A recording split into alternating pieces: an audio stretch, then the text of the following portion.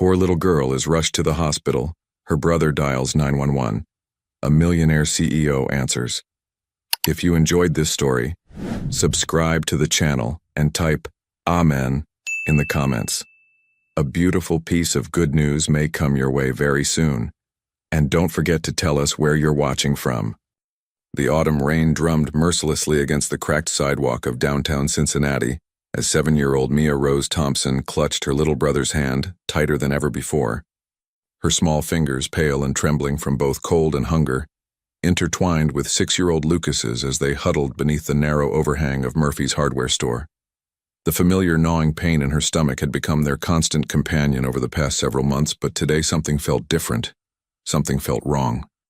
"I'm really hungry, Mia," Lucas whispered, his wide brown eyes searching the busy street for any sign of kindness from the endless stream of strangers hurrying past them without so much as a glance. His voice carried that particular tremor that came right before tears, and Mia knew she had to be strong for him, just like she always was. "I know, buddy. Mama said she'd bring us something good to eat after her double shift at Mel's Diner ends tonight." Mia's voice carried a maturity far beyond her 7 years, shaped by months of responsibility that no child should ever have to bear. Their mother, Sarah Thompson, worked grueling double shifts 6 days a week at the downtown diner, leaving before dawn and returning long after dark, leaving the children to navigate the unforgiving streets of Cincinnati on their own. The siblings had developed a careful routine over the past 8 months since they'd lost their small apartment. They knew which store owners might spare a kind word, which restaurants sometimes had leftover food, and which areas of the city were safest for 2 children alone. Today they had positioned themselves strategically near the back entrance of Tony's Italian restaurant, where the sympathetic head cook, Maria, occasionally slipped them paper bags containing leftover breadsticks, small containers of marinara sauce, or sometimes even complete meals that hadn't been picked up. "Maybe we should try the church again," Lucas suggested hopefully, remembering the warm meal and hot chocolate they'd received at St. Mary's 3 days ago when Father O'Brien had found them shivering in the church courtyard. "Sister Catherine said we could come back any time." Mia nodded thoughtfully. But as she took her first step toward the direction of the church, a sharp, stabbing pain shot through her chest like a bolt of lightning. She gasped audibly, her small hand flying instinctively to her heart as the world around her suddenly tilted sideways in a dizzying spiral. The familiar ache that had been growing progressively stronger each week suddenly felt completely different, urgent, terrifying, and overwhelming in its intensity. Mia, what's wrong?" Lucas's voice rose with unmistakable panic as he watched his sister's face drain of all color, leaving her looking almost ghostly pale. Her legs buckled beneath her like they were made of paper, and she collapsed heavily onto the wet pavement, her breathing becoming rapid and shallow as she struggled to pull air into her lungs. Lucas immediately dropped to his knees beside her on the cold, wet concrete, his small hands shaking violently as he tried desperately to wake her up. "Mia! Please wake up. Someone help us, please. Somebody help my sister," he screamed into the indifferent crowd of pedestrians, but everyone continued walking past them with determined expressions, many assuming they were just another pair of homeless children playing dramatic games to get attention or money. The rain continued to fall steadily, soaking through their thin, worn jackets and making Lucas's attempts to rouse his sister even more desperate. Fighting back the tears that threatened to overwhelm him, Lucas suddenly remembered the bright red emergency phone he had spotted near the main entrance of Cincinnati General Hospital just 2 blocks away from their current location. With a determination that seemed impossible for someone so young, he somehow managed to scoop his unconscious sister into his thin arms. She felt impossibly light and fragile, like a delicate bird with broken wings, and began stumbling as quickly as he could manage toward the hospital. The automatic glass doors of Cincinnati General Hospital whooshed open with a mechanical hiss, as a seasoned emergency room nurse named Patricia spotted them immediately. She had been working in emergency medicine for over 15 years, and had developed an instinct for recognizing real emergencies versus false alarms. "Medical emergency," she called out urgently, rushing toward the children with the practiced efficiency that came from years of experience. "What happened here, sweetheart?" "She just collapsed and won't wake up," Lucas sobbed uncontrollably as the nurse gently but quickly took Mia from his trembling arms and carefully placed her on a waiting gurney that seemed to appear within seconds. pushed by another member of the medical team. "Please help her, she's all I have in the whole world." The emergency medical team immediately sprang into coordinated action with the precision of a well-rehearsed dance. They quickly wheeled Mia through a set of heavy double doors marked "Authorized Personnel Only," but Lucas felt utterly lost and alone as they disappeared into a restricted area where he couldn't follow, no matter how much he wanted to stay by his sister's side. Standing alone in the sterile hospital hallway, overwhelmed by the harsh fluorescent lights buzzing overhead and the sharp antiseptic smell of industrial-strength disinfectant that seemed to burn his nostrils, Lucas realized with growing panic that he desperately needed to call for help. But who could he possibly call? Their mother didn't have a phone because they couldn't afford one. They had no relatives that he knew of, no family friends, no neighbors who cared about them. The only telephone number Lucas knew by heart was the one that every American child learns from the earliest age, 911. With his hands still trembling from fear and adrenaline, he approached the busy hospital information desk where a kind-looking elderly volunteer was answering phones and directing visitors. "Excuse me," he said in his small voice. "Could I please use your phone? It's really important." The volunteer, whose name tag read Dorothy, immediately noticed his distressed state and the fact that he was soaking wet. "Of course, honey. Are you here alone?" "My sister's with the doctors. I need to call for help." His voice was barely above a whisper. Dorothy handed him the desk phone with a concerned expression. "Go ahead, sweetheart." 911, what's your emergency?" The professional voice belonged to Officer Patricia Williams, a 20-year veteran of the Cincinnati Police Department who was working the evening dispatch shift. She had handled thousands of emergency calls over her career, but something about the small, frightened voice on the other end immediately caught her attention. "Please help me," Lucas whispered, his voice breaking with emotion as he struggled to find the right words. "My sister Mia is really sick and the doctors took her away from me and I don't know what to do and Mama isn't here and I'm all alone and I'm scared." "Okay, honey. I need you to slow down and take a deep breath for me," Officer Williams said in the gentle, reassuring tone she used with frightened children. "You're doing great by calling for help. What's your sister's full name?" "Mia Rose Thompson. She's 7 years old and I'm Lucas Thompson and I'm 6 and we don't have anybody else to call."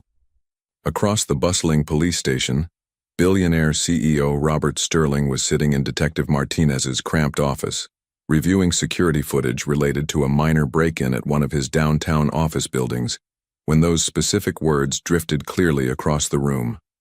Robert, who had built a technology empire worth over $12 billion through a combination of brilliant innovation and ruthless business acumen, suddenly felt his blood turn to ice water in his veins. Thompson. That was definitely his younger brother Michael's last name after the adoption when they were separated as children. And Mia Rose. Hadn't Michael mentioned in one of his last letters over 15 years ago that if he ever had a daughter, he wanted to name her after their beloved grandmother Rose? Robert had lost all contact with his younger brother Michael 15 years ago, after a bitter, devastating argument about money, family loyalty, and the direction of Robert's rapidly growing business empire. Michael had walked away from the Sterling fortune, legally changed his surname to Thompson to distance himself from the family name, and disappeared completely from Robert's life. Despite hiring some of the most expensive and skilled private investigators in the country for over a decade, Robert had never been able to find any trace of his brother or learn what had happened to him. "Officer Williams," Robert interrupted, rising quickly from his chair and walking toward her desk with urgent steps. "That child on the phone, can you get more specific information about their situation?" The experienced officer looked puzzled by the wealthy businessman's sudden intense interest, but continued her conversation with the frightened child. "Lucas, sweetheart, where is your mama right now?" "She works at Mel's Diner downtown on 5th Street. She's been working extra shifts every day since Daddy died in the car accident 2 years ago. She won't be done until really late tonight." Robert's hands began to shake uncontrollably as the pieces fell into place with horrible clarity. Michael had died 2 years ago in a car accident? And these children, who might very well be his own niece and nephew, had been living on the dangerous streets while he lived in luxury just a few hundred miles away, completely oblivious to their existence and suffering. "We're coming to the hospital right now to help you," Officer Williams assured Lucas with genuine warmth. I want you to stay exactly where you are and keep that phone close by in case we need to call you back. Robert was already grabbing his expensive cashmere coat from the back of the chair. I'm coming with you to the hospital. This could be my brother's family. Detective Martinez looked up from his paperwork with surprise. Your brother? It's a long story, but if these are Michael's children, they're the only family I have left in the world. As they rushed through the city streets in the police cruiser with sirens wailing and emergency lights flashing, Robert's mind raced frantically through all the possibilities and implications. Could it really be Michael's children after all these years? And if so, how had they ended up homeless and desperate while he lived in his Manhattan penthouse, attended charity galas, and made business deals worth more money than most people could imagine? Cincinnati General Hospital's emergency room was buzzing with its usual evening activity when they arrived. Lucas sat alone on an uncomfortable plastic chair in the waiting area, looking impossibly small and vulnerable in his wet clothes. When he saw the uniformed police officer approaching with a tall, well-dressed man in an expensive suit, hope flickered briefly in his tear-stained eyes. Are you Lucas? Officer Williams knelt down to his eye level with practiced kindness. I'm Officer Patricia Williams, and this is Mr. Robert Sterling. We're here to help you and your sister. Robert studied the boy's face with intense concentration, looking for any family resemblance. The thick, dark hair that curled slightly at the edges, the distinctive shape of his nose, the way he held his shoulders with quiet dignity despite his obvious fear. It was exactly like looking at photographs of Michael at that same age. Lucas, can you tell me more about your daddy? What was his full name before he died? Michael Thompson. But Mama told me his real name used to be different when he was little, before he got adopted by nice people. She said he had a brother somewhere far away, but they didn't talk to each other anymore because of some big fight. The confirmation hit Robert like a devastating physical blow to his chest. These were definitely Michael's children, his own niece and nephew, and they had been surviving on the unforgiving streets for months while he lived in complete luxury, utterly unaware of their existence or their desperate circumstances. Where is your sister Mia right now? Robert asked, his voice thick with emotions he was struggling to control.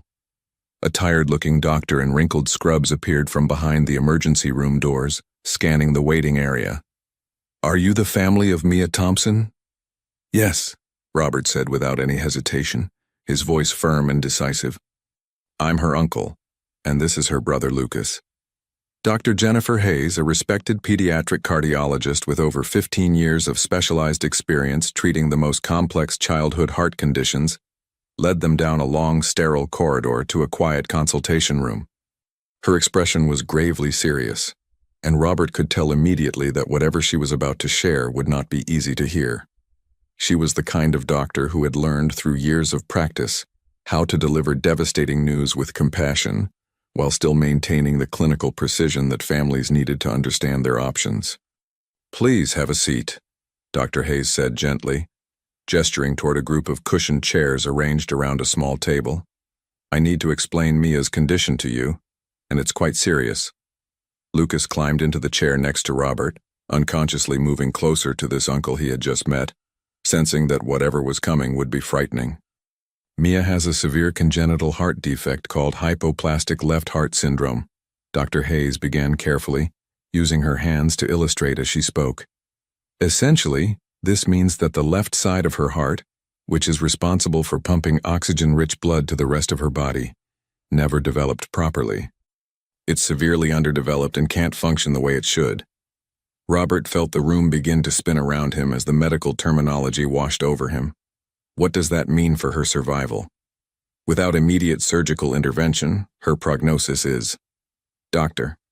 Hayes paused deliberately, glancing meaningfully at Lucas, who was listening with intense concentration. Not good. Children with this condition typically don't survive past early childhood without treatment. What kind of surgery does she need? Robert pressed, leaning forward in his chair. What are her chances if she gets the treatment? She needs a series of extremely complex heart operations called the Norwood procedure. It's actually 3 separate surgeries performed over several years. The first surgery alone costs approximately $200,000, and she'll need at least 2 more major operations over the next few years. The total medical costs could easily exceed $500,000, not including ongoing care, medications, and follow-up treatments. Money is absolutely not an issue, Robert said immediately, his voice carrying the authority of someone accustomed to solving problems with financial resources. Whatever she needs, whatever it costs, just tell me what has to be done. Dr. Hayes looked genuinely surprised by his immediate response. Mr. Sterling, I should mention that Mia's condition has gone completely untreated for far too long. Most children with hypoplastic left heart syndrome receive their first corrective surgery within the first few days or weeks of life. At 7 years old, having lived with this condition for so long, the surgical risks are significantly higher than they would have been if we had caught this earlier. But there's still hope? Robert pressed urgently. There's still a chance we can save her? There's always hope, and we never give up on our patients. But I need to be completely honest with you about what we're facing. Even with the absolute best medical care available, her chances of surviving the first surgery are approximately 60%. Those aren't terrible odds, but they're not as good as we'd like them to be.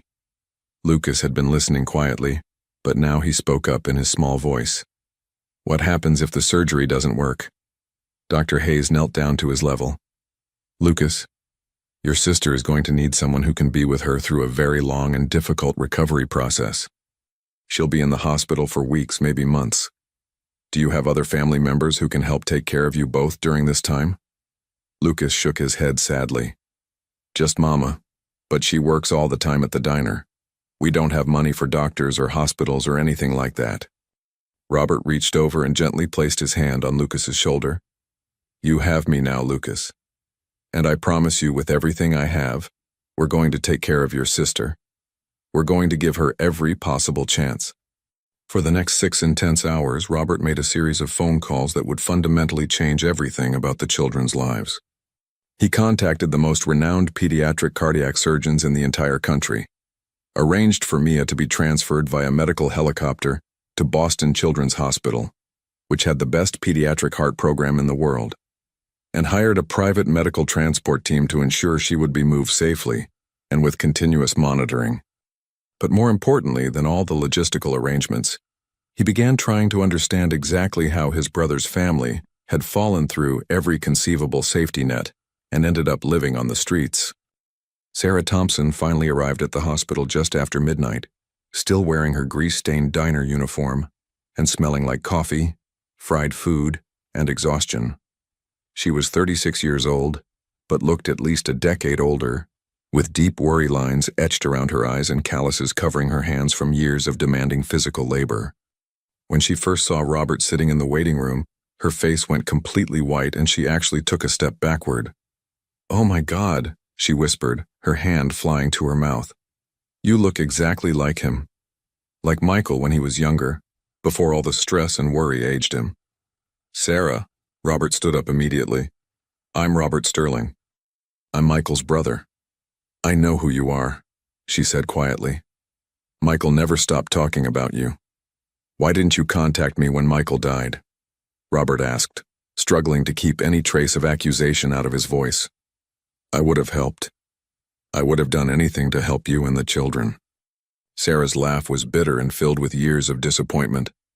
"Contact you? Michael spent the last 5 years of his life trying desperately to reconnect with his family. He wrote dozens of letters, made countless phone calls, even hired lawyers to try to find a way to reach you. Your people told him repeatedly that you wanted absolutely nothing to do with him, that you had moved on with your life and preferred that he stay completely out of it." The words hit Robert like a physical sledgehammer blow to his chest. "That's absolutely impossible. I never received any letters from Michael. I hired private investigators for over 10 years trying to find him. I never stopped looking.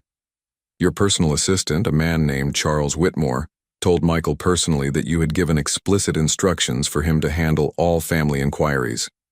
He said you were building a new life and a successful business and that you didn't want any reminders of your difficult past."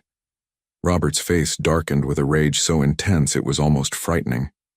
Charles Whitmore had been his trusted personal assistant and confidant for 12 years, handling his most private affairs with what Robert had believed was complete loyalty and discretion. The thought that Charles had been deliberately intercepting his brother's desperate attempts to reconnect was almost incomprehensible in its betrayal. "Sarah, I swear to you on everything I hold sacred, I never knew Michael was trying to reach me. I never stopped looking for him, never stopped hoping we could reconcile. If I had known about you and the children, if I had known he needed help."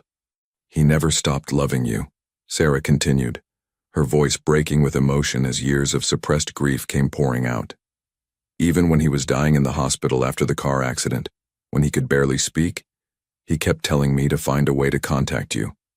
He said his biggest regret in life was that you would never get to meet his beautiful children." Lucas, who had been quietly listening to this emotional conversation, suddenly spoke up with the directness that only children possess. "Mama, is this really Daddy's brother? The one from all the stories you used to tell us?" Sarah nodded, fresh tears starting to stream down her face. "Yes, baby. This is Uncle Robert, the one your daddy loved so much." The next morning, they prepared to fly to Boston in Robert's private jet, a luxury that none of them except Robert had ever experienced. Mia remained unconscious but medically stable, surrounded by sophisticated portable medical equipment, and attended by a specialized team of critical care nurses who monitored her condition constantly. Lucas pressed his small face against the airplane window, completely mesmerized by the view of clouds and landscape below. It was not only his first time flying, but his first time seeing the world from such a perspective. "Will Mia really get better?" Lucas asked Robert, his small hand naturally slipping into his uncle's much larger one as they sat together during the flight. "I'm going to do absolutely everything within my power to make sure she gets better," Robert promised solemnly. "And Lucas, you and your mama are going to come live with me in New York. We're family, and families take care of each other. That's what your daddy would have wanted." But Lucas looked uncertain and worried. "Mama always says that rich people sometimes make promises they don't really mean to keep. She says poor people learn not to trust too much because we get disappointed." The innocent words stung Robert deeply, because they contained the kind of hard-earned wisdom that came from experiencing repeated disappointment and broken promises. "Your mama is very smart to be careful about trusting people, but I want you to watch what I do, not just listen to what I say. Actions are always more important than words, and I'm going to prove to you that some promises can be kept." When they arrived at Boston Children's Hospital, Dr. Amanda Rodriguez was waiting for them. She was widely regarded as the leading pediatric cardiac surgeon in the entire country, with a reputation for successfully treating the most complex and challenging cases.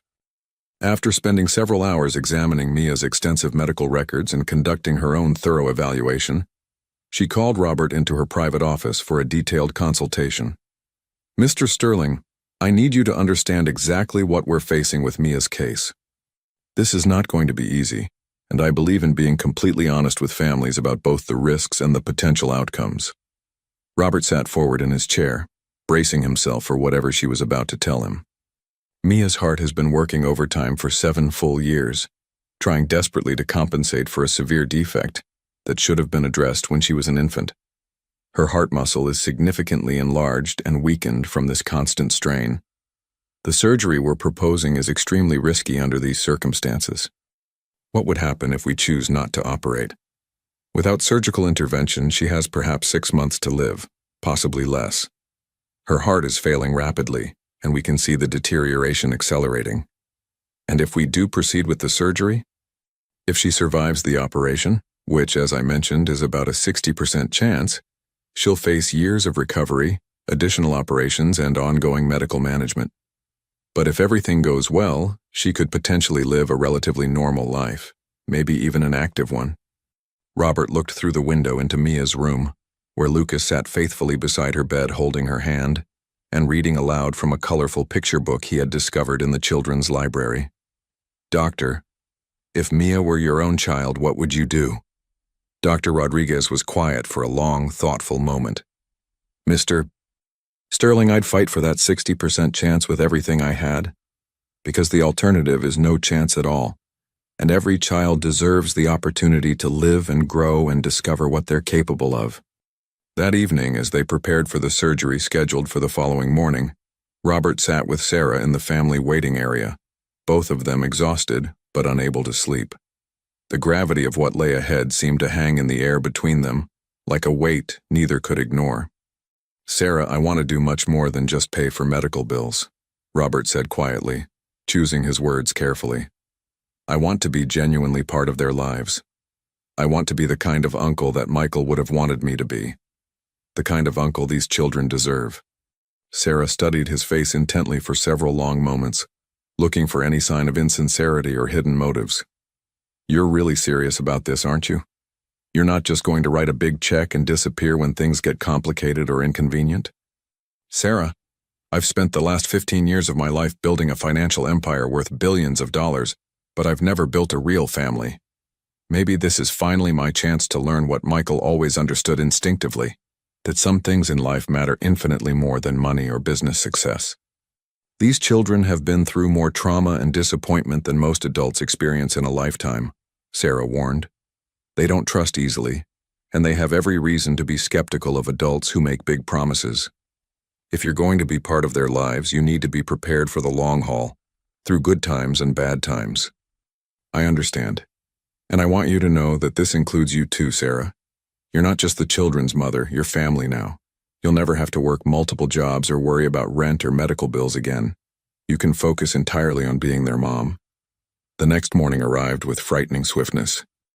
As the medical team prepared to wheel Mia into the operating room, she briefly regained consciousness and looked around with confusion at all the unfamiliar faces surrounding her. "Where's Lucas?" she asked weakly. "I'm right here, Mia," Lucas said immediately, moving closer to her bedside. "I'm not going anywhere." She managed a faint smile and squeezed his hand with what little strength she had. "Take good care of Uncle Robert for me while I'm gone," she whispered. "He looks sad, and I think he needs a family just as much as we do." And then the medical team was wheeling her away, disappearing behind the imposing operating room doors that would determine whether their newly discovered family had any chance of a future together. The surgery stretched agonizingly into its 9th hour as Robert paced the family waiting room like a caged animal, unable to sit still or concentrate on anything other than what was happening behind those closed doors. He had negotiated billion-dollar business deals with more composure than he could muster, while waiting for news about his 7-year-old niece. Sarah sat curled in a corner chair, emotionally and physically exhausted from 48 hours without real sleep, while Lucas colored quietly at a small table, occasionally glancing hopefully toward the doors where his sister had disappeared. "Uncle Robert?" Lucas looked up from his careful coloring. "Do you think Mia can feel that we're all here waiting for her?" "I absolutely think she can feel all the love we're sending her way," Robert replied, though his own faith was beginning to waver with each passing hour of silence. A kind hospital volunteer approached their little group with sandwiches, coffee, and juice boxes. "Dr. Rodriguez and her surgical team are truly some of the best in the world," she said encouragingly. "She has a remarkable success rate with this type of complex procedure." Robert wanted to point out that every surgeon eventually encounters their first unsuccessful case, but he kept that dark thought to himself. Lucas didn't need to hear his uncle's fears voiced aloud. At exactly 4:23 p.m., Dr. Rodriguez finally emerged from the operating room, still wearing her surgical scrubs and cap. Her expression was carefully neutral as she approached the anxiously waiting family, and Robert felt his heart completely stop beating for several terrifying seconds. "The surgery was successful," she announced with evident relief, and Sarah immediately burst into tears of overwhelming gratitude. "We were able to complete the first stage of the Norwood procedure, and Mia's heart is responding well to the repairs. But I need to emphasize that we're not completely out of danger yet. The next 48 hours will be absolutely critical. Her body needs to fully accept the repairs we've made, and there's always a risk of complications during the immediate recovery period." "Can we see her?" Lucas asked immediately, not caring about anything except being reunited with his sister. "She's currently in the pediatric intensive care unit recovering from the anesthesia. I have to warn you, she looks quite intimidating with all the machines and monitors, but every single one of those machines is there to help her heal and get stronger. You can see her, but only for brief visits every few hours." When they were finally allowed into the PICU, Lucas gasped audibly at the sight of his sister surrounded by beeping monitors, breathing tubes, IV lines, and other medical equipment that seemed to dwarf her small body. But Robert noticed something else that filled him with hope. Despite all the intimidating medical technology, there was a peacefulness to Mia's face that hadn't been there before the surgery. The frightening bluish tint that had always colored her lips was completely gone, replaced by a healthy pink color that indicated her blood was finally carrying adequate oxygen.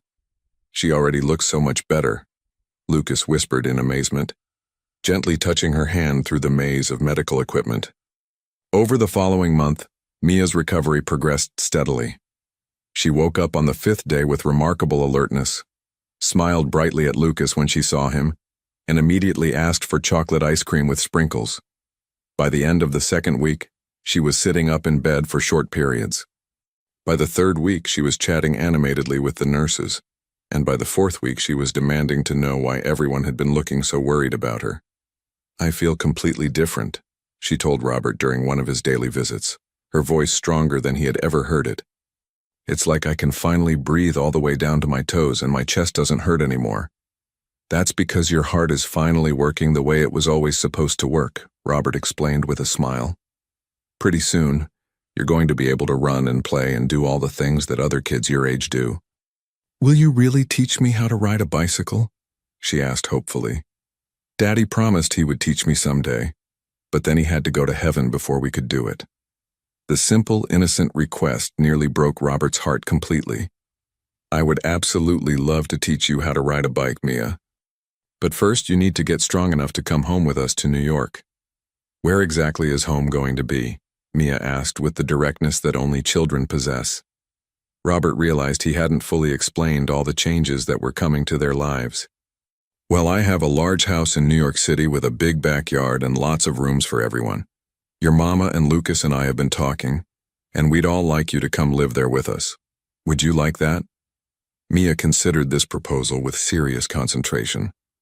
"Will mama still have to work so many hours every day?" "Oh, your mama won't have to work at all anymore unless she chooses to do something she enjoys. She can just focus on taking care of you and Lucas and being your mom. And you'll really be our uncle forever? Not just pretend or temporary? Really and truly forever. I'm your daddy's brother, which makes us family for the rest of our lives." But as Mia's physical recovery continued to progress remarkably well, Robert began to discover that his brother's children carried much deeper emotional wounds than just medical ones. Lucas had frequent nightmares about being alone and abandoned, and would wake up screaming for his sister in the middle of the night. Mia, despite her dramatically improved health, remained afraid to get too comfortable with nice things or promising situations, convinced that everything good would eventually be taken away from them. Sarah proved to be the key to understanding the full extent of their psychological trauma. "Robert, you have to understand what these children have been through," she explained one evening as they sat together in the hospital cafeteria, both too emotionally drained to go back to the hotel. "They've learned through hard experience that nothing good ever lasts in their lives. Every single time things started to get better, Michael got a promotion at work, we found a nicer apartment we could afford, whatever small improvement came our way, something would inevitably go wrong. Michael would get laid off without warning, or the landlord would suddenly raise the rent beyond what we could pay, or one of the children would get sick, and we'd have to choose between buying medicine and buying groceries. But all of that is over now," Robert insisted firmly. "They'll never have to worry about money or housing or medical care again. Money isn't the only thing they're worried about, though. They're terrified that you'll disappear from their lives just like their daddy did. They're afraid that this whole situation is temporary, that it's too good to be true." Robert understood that earning his niece and nephew's complete trust would require time, patience, and consistent actions rather than words. But he was absolutely determined to prove that some promises could indeed be kept, no matter what it took. 2 months after surgery, Mia was finally declared strong enough to leave Boston Children's Hospital. Robert had arranged for a luxury limousine to transport them to a penthouse hotel suite near the hospital, where they would stay for another 2 weeks, while Mia completed her outpatient recovery and follow-up appointments. But as they prepared to leave the hospital that had become their temporary home, Dr. Rodriguez pulled Robert aside for a private conversation that would change everything he thought he knew about his niece. "Mr.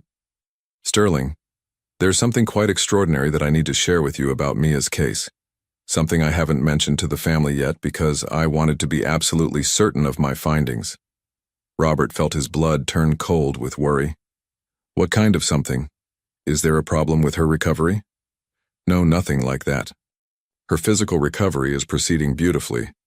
But during the surgery, we routinely run comprehensive genetic tests, and we discovered something absolutely remarkable about Mia's genetic profile. What did you find? She has an extremely rare genetic mutation, the same mutation that unfortunately caused her heart defect. But it also endows her with some truly extraordinary cognitive abilities. Her brain processes information in ways that are fundamentally different from typical children her age. Different how exactly? Mr. Sterling, your niece has what we call an eidetic memory. She can recall visual information with perfect accuracy. But beyond that, she processes mathematical and logical concepts at what can only be described as a genius level. During her recovery, I've watched her solve complex puzzles and problems that are designed for teenagers and young adults. I've never seen anything quite like it in a 7-year-old. Robert stared at Dr. Rodriguez in complete amazement. Is this dangerous for her health? Will it affect her recovery or her heart condition? Not physically, no. But Mr. Sterling, your niece isn't just recovering from major heart surgery. She's also beginning to discover intellectual abilities that will make her one of the most gifted children in the world. The question you need to consider is, what are you going to do with this information? How are you going to help her navigate a world that may never quite understand what she's truly capable of achieving? As they drove away from Boston Children's Hospital toward their new life together in New York, Robert watched Mia chattering excitedly with Lucas about all the books she wanted to read and the things she wanted to learn when they reached their new home. He realized with crystal clarity that saving her life had been just the beginning of their journey together. Now he had to figure out how to help an extraordinarily gifted child develop her incredible potential while also giving her the normal, loving childhood that she deserved. But first, he had a very serious score to settle with Charles Whitmore, the man who had deliberately kept him separated from his family for 15 devastating years. The real confrontation was just beginning, and Robert Sterling was ready for war. The Sterling Manhattan penthouse occupied the entire top floor of a gleaming skyscraper overlooking Central Park. But as Robert carried sleeping Mia through the marble foyer for the first time, he realized that all his wealth couldn't prepare him for the challenge of healing traumatized children. Lucas walked slowly behind them, his small hand trailing along the imported Italian marble walls, eyes wide with disbelief at the opulent surroundings that now constituted their new home. "This is where we're going to live?" Lucas whispered, afraid to speak too loudly in case it might all disappear like a dream. "This is your home now," Robert confirmed gently, leading them to the wing he had hastily converted into a children's area. 2 bedrooms had been transformed by an army of interior designers working around the clock. One decorated in soft pastels for Mia, complete with a hospital-grade bed for her recovery, and another for Lucas featuring every book and educational toy money could buy. Sarah followed behind them, still wearing the same clothes she'd worn to the hospital 3 weeks ago, looking completely overwhelmed by the luxury surrounding them. "Robert, this is too much. We can't possibly accept all of this. You're family, Sarah. This is what family does for each other." But even as he spoke those words, Robert's phone buzzed with an urgent message from his head of security. "Charles Whitmore requesting immediate meeting.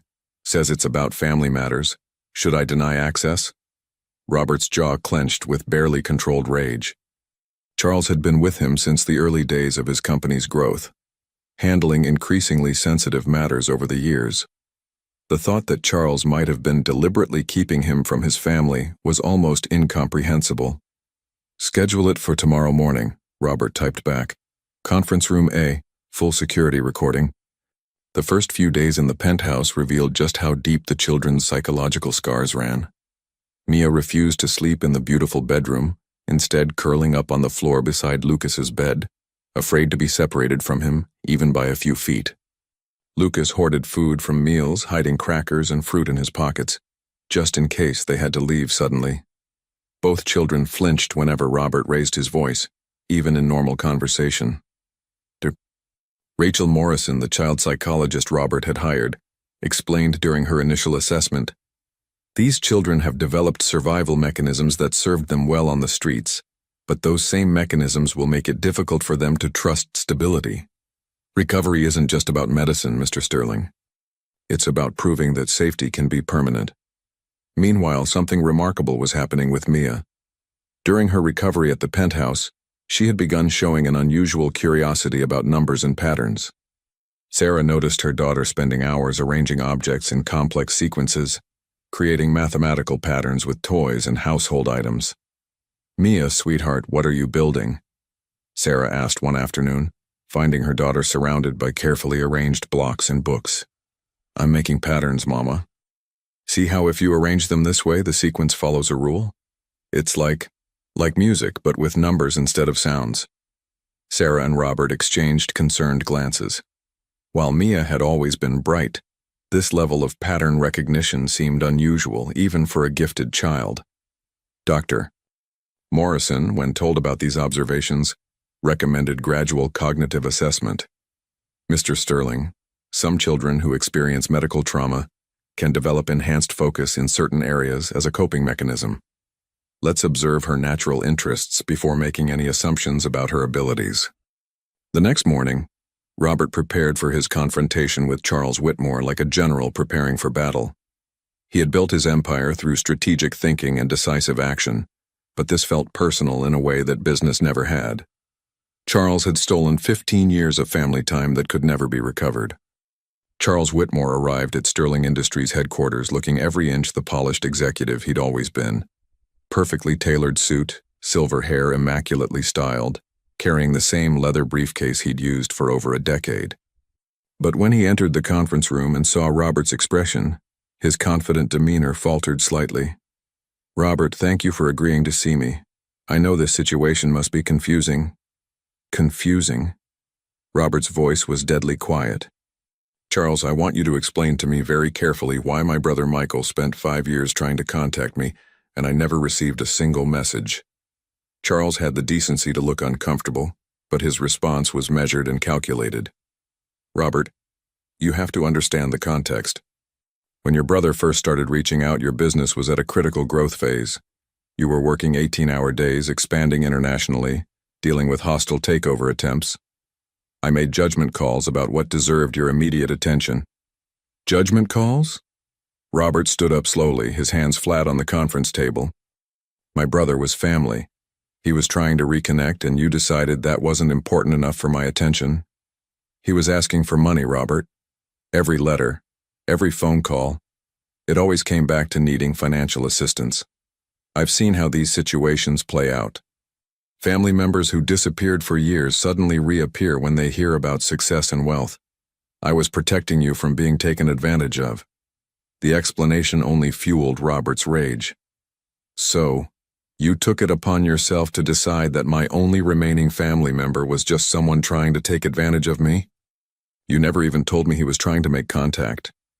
"I kept detailed records of every interaction," Charles said defensively, reaching into his briefcase. "I can show you exactly what he was requesting and when. I started receiving his calls about 7 years ago, and they became more frequent over time." "Show me." Charles spread a collection of documents across the table, copies of letters, phone logs, and detailed notes about conversations. As Robert read through them, his anger transformed into something much deeper and more devastating: profound grief. Michael's letters painted a picture of a man desperately struggling to provide for his family while battling serious health problems. The requests for money that Charles had characterized as gold digging were actually desperate pleas for help with medical bills for Mia's heart condition, rent money to avoid eviction, and basic necessities for his children. One letter, dated just 6 months before Michael's death, particularly gutted Robert. "Robert, I know we haven't spoken in years, and I know you probably think I'm just coming to you because I need something. Maybe that's true. But my little girl is sick, and I don't know where else to turn. The doctors say she needs surgery that costs more money than I'll make in 10 years. I'm not asking for charity. I'll work for you, sign any contract, do whatever you need. I just need help saving my daughter's life. She's beautiful, Robert. She has our grandmother's eyes, and she's so smart it sometimes takes my breath away. I wish you could meet her. I wish we could be brothers again. Michael." Robert's hands were shaking as he finished reading. He was trying to save Mia's life, and you blocked him from reaching me. I made decisions based on the information I had at the time, Charles said stiffly. I was trying to protect your interests. My interests? Robert's voice rose dangerously. My interests would have been helping my brother save his daughter and keeping my family together. Instead, Michael died thinking I had abandoned him, and his children spent months living on the streets while I had no idea they existed. The security footage would later show Robert maintaining his composure through sheer force of will, but inside, he was completely devastated. How many family dinners had he missed? How many birthdays, holidays, bedtime stories?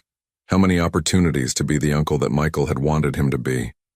Charles, you're fired, effective immediately. Security will escort you out, and our legal team will be in touch regarding potential legal action for breach of fiduciary duty.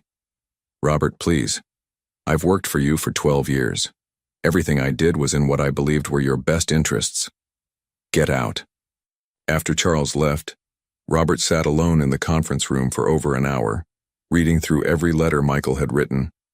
The portrait that emerged was of a man who had never stopped loving his brother, never stopped hoping for reconciliation, never stopped believing that family mattered more than money or pride. When Robert finally returned to the penthouse that evening, he found Mia sitting at the kitchen table working with educational specialists that he had hired to assess her learning patterns. She looked up from a complex puzzle she was solving and smiled at him. "How was your day, Uncle Robert?" she asked. "Complicated," he admitted. "How was yours?" "Good.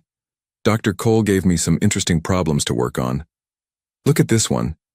It's about how to arrange resources most efficiently.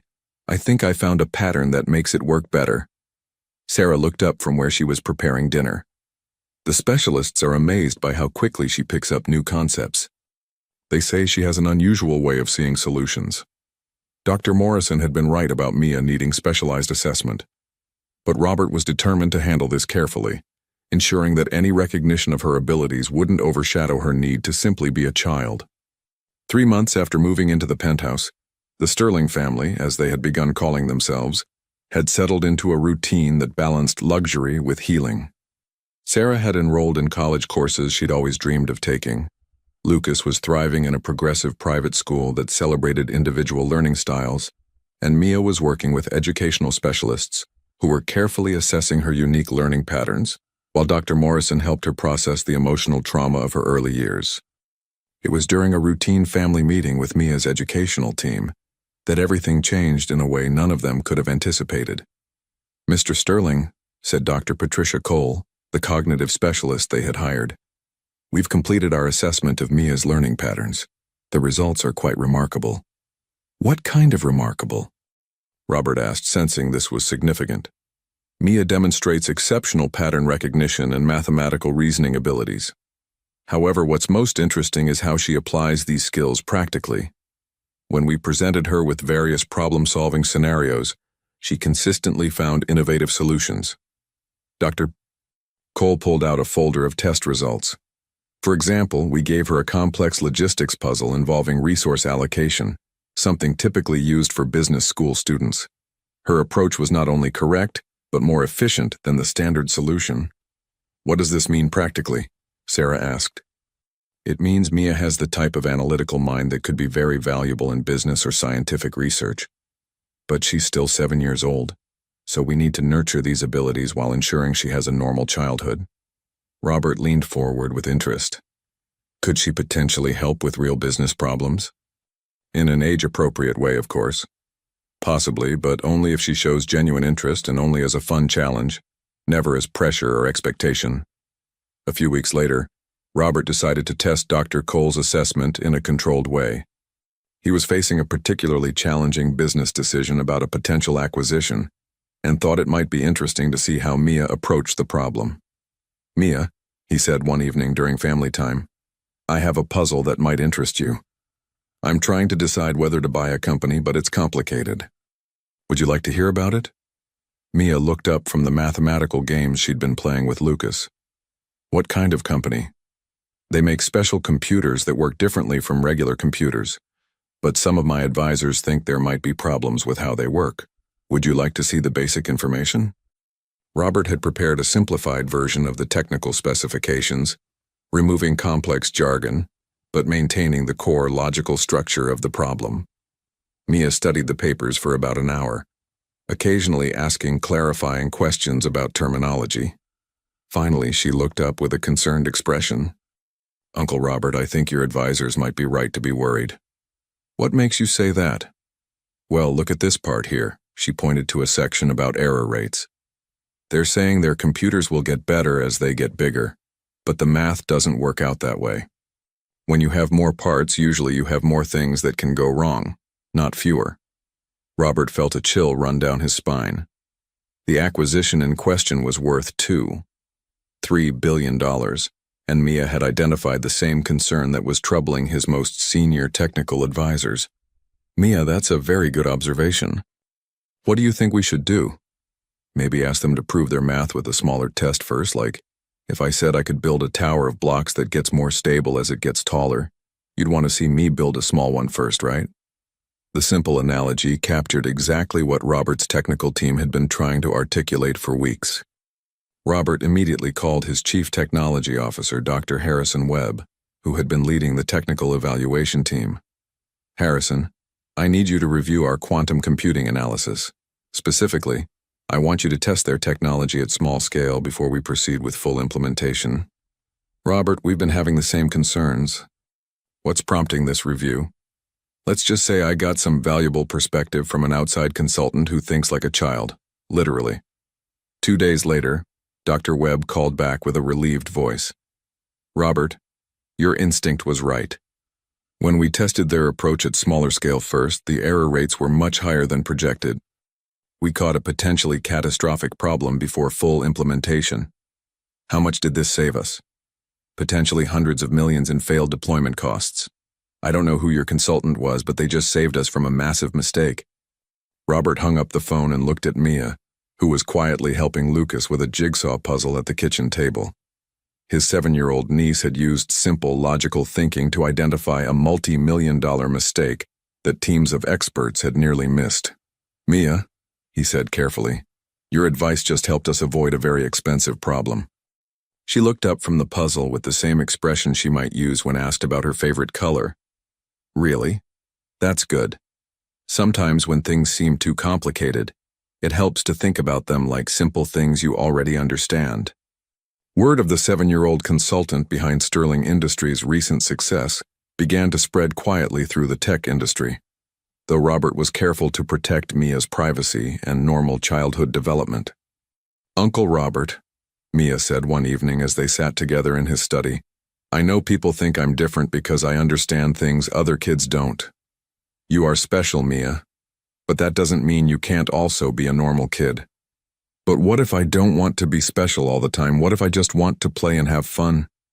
The question revealed the struggle that gifted children often face, the burden of abilities that set them apart from their peers. "Mia, being smart doesn't mean you can't also be a child.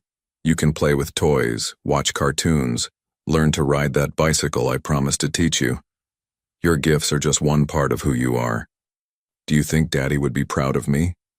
Your daddy would be incredibly proud of you, not just because you're brilliant, but because you're kind and brave, and because you take care of the people you love."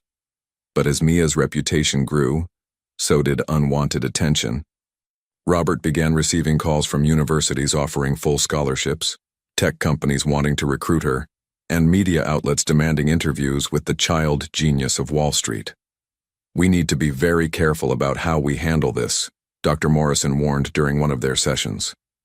"Mia is still a 7-year-old child who's recovering from significant trauma. The last thing she needs is to become a public spectacle or to feel pressure to perform for other people's expectations." The answer to this dilemma came from an unexpected source. "Lucas." "Uncle Robert," Lucas said one night as Robert was tucking him into bed, "I know everyone thinks Mia is super special because she's so smart. She is special, but so are you, Lucas. I know, but here's the thing. Mia was always the smartest person I knew, even before we came here. But she was also the best big sister. She shared her food with me when we were hungry. She made up stories to help me not be scared. She took care of me when I was sick. Being smart is just what she does. Being kind is who she is. Lucas's wisdom provided the framework for the decision Robert ultimately made. Instead of sending Mia to specialized programs or pushing her toward academic acceleration, he created a balanced environment where she could explore her intellectual interests while still experiencing the joy and wonder of childhood. They hired tutors who could challenge her academically, but they also enrolled her in art classes, music lessons, and sports activities with children her own age. She worked on complex problem-solving in the morning and learned to ride a bicycle in the afternoon. She consulted on business decisions and then played board games with Lucas before bedtime. This approach is unusual, Dr. Morrison admitted, but it seems to be working. Mia is developing normally in all areas: social, emotional, and intellectual. She's learning that her gifts are tools she can use to help people, not performance requirements that define her worth. But the most important validation came from Mia herself. "Uncle Robert," she said one evening after successfully completing her first solo bicycle ride around Central Park, "I'm glad you didn't send me away to those special schools." Why is that? Because being smart isn't the most important thing about me. Being part of this family is. 1 year after that desperate 911 call had changed everything, the Sterling family gathered in the penthouse for a celebration that would have seemed impossible just 12 months earlier. Mia had not only survived her heart surgery, but was thriving beyond anyone's wildest expectations. Her latest cardiac checkup had shown perfect heart function, and Dr. Rodriguez had officially declared her fully healed. "It's remarkable," Dr. Rodriguez had told them during the appointment. "Mia's heart is functioning better than most children who never had any problems at all. She's going to be able to live a completely normal, active life." But the celebration was about more than just medical success. Over the past year, the Sterling family had become exactly that. A real family, bound not just by blood but by love, trust, and shared experiences. Lucas had blossomed in his new school, making friends easily and discovering a talent for creative writing that surprised everyone, including himself. His short stories, filled with adventures and magic, revealed an imagination that had been nurtured by years of creating hopeful fantasies during the darkest times of their lives. Sarah had completed her first semester of college with perfect grades, pursuing the education she had always dreamed of, but never thought possible. More importantly, she had rediscovered the joy of simply being a mother, without the constant stress of wondering how to keep her children fed and safe. "I wake up every morning and for just a moment I forget that this is real," Sarah told Robert one evening as they watched Mia help Lucas with his homework. "Then I remember that my children are safe and healthy and loved, and I feel grateful in a way that's almost overwhelming." But it was Mia who had perhaps changed the most dramatically. The frightened, sickly child who had collapsed on a Cincinnati sidewalk had transformed into a confident, joyful 7-year-old whose brilliant mind was matched by her generous heart. Her work with Sterling Industries had continued, but always on her own terms, and only when it interested her. She had helped solve 3 major technological challenges, saving the company millions of dollars and establishing Sterling Industries as a leader in quantum computing innovation. But she had also learned to play piano, mastered chess, and become an expert at making pancakes shaped like animals for weekend breakfast adventures. "The most important thing we've discovered," Dr. Morrison explained during their final therapy session, "is that Mia's intellectual gifts don't make her different from other children in the ways that truly matter. She wants to be loved, to feel safe, to play and learn and grow. Her extraordinary abilities are just tools she can use to explore the world, not barriers that separate her from normal childhood experiences." But the most profound transformation had been in Robert himself. The driven, sometimes ruthless businessman had discovered that building a family was infinitely more rewarding than building an empire. "You know," he told his board of directors during a particularly contentious meeting about quarterly projections, "there are things in life that matter more than maximizing shareholder value. I've learned that from 2 children who taught me what real wealth actually looks like." The revelation that would define their future came during a quiet Sunday afternoon, when Mia was working on what she called her big project, a comprehensive analysis of global poverty that she had been developing for months. "Uncle Robert, I've been thinking about something important," she said, looking up from the complex charts and graphs she had created. You have all this money, and I have these problem-solving abilities. What if we use them together to help kids like Lucas and me? What do you mean? There are thousands of children living on the streets right now just like we were. Some of them are sick and can't get medical care. Some of them are really smart but can't go to school. What if we started a foundation that found these kids and helped them? The idea was both simple and revolutionary. Using Mia's analytical abilities to identify the most effective intervention strategies, combined with Robert's financial resources and business expertise, they could create a foundation unlike anything that had ever existed. We could call it the Michael Thompson Foundation, Mia continued thoughtfully. After Daddy, he always said that the most important thing you could do was help people who couldn't help themselves. Over the following months, they developed what would become the most innovative and effective child welfare foundation in the country. Mia's mathematical models identified optimal resource allocation strategies, while her intuitive understanding of what vulnerable children needed informed every program they created. The foundation's approach was revolutionary. Instead of simply providing temporary aid, they created comprehensive support systems that addressed medical care, education, housing, and family reunification. Mia's algorithms could predict which interventions would be most effective for each individual child, dramatically improving success rates. "It's incredible," said Dr. Jennifer Walsh, the pediatric social worker they hired to run the foundation's operations. Most foundations have success rates of maybe 30 to 40% in terms of creating lasting positive change. Your models are showing success rates of over 80%. It's not really about the mathematics, Mia explained during the foundation's first annual board meeting, addressing a room full of adults with the same confidence she brought to family dinner conversations. It's about understanding that every child is different, and what works for one kid might not work for another. You have to look at the whole picture: their health, their family, their community, their dreams. The foundation's first major success story came just 6 months after its launch. They identified a 9-year-old girl named Carmen Rodriguez, living in foster care in Chicago, who was showing signs of exceptional mathematical ability, but was struggling in the traditional education system.